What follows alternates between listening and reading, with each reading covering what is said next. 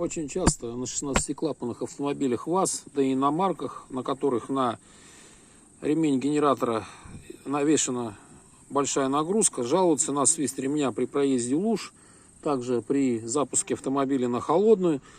Что касается 16-клапанных ВАЗов, даже несмотря вот на такой вот ремень 6 ручьев, я тоже столкнулся с такой проблемой. Казалось бы, почему 6 ручьев, нормальное прилегание, нормальный такой, скажем, момент трения, почему ремень все-таки проскальзывает?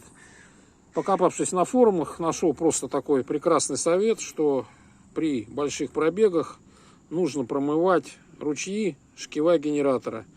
Чем я и занялся, вот посмотрите, 6 ручьев, 3 ручья справа промыты, слева закоксовано примерно на 1/3 продуктами старения резины, продуктами, в общем, расслоения резины и так далее.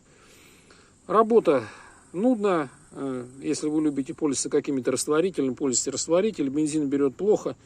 Промывал сначала обычным смесителем карбюратора, и вот посмотрите на тряпки, какие куски грязи просто потом выковыриваются. Промыв таким образом шкивы, а именно вот шкив генератора, вы на первое время исключите проскальзывание. И многие владельцы на форумах пишут, как так, была машина новая, ездил по лужам, никакого свиста не было, ремень вел себя нормально, проехал 50 тысяч, заехал к мотористу, многие делают сами, ремень натянут, даже перетянут, свист идет. Свист идет только по этим причинам.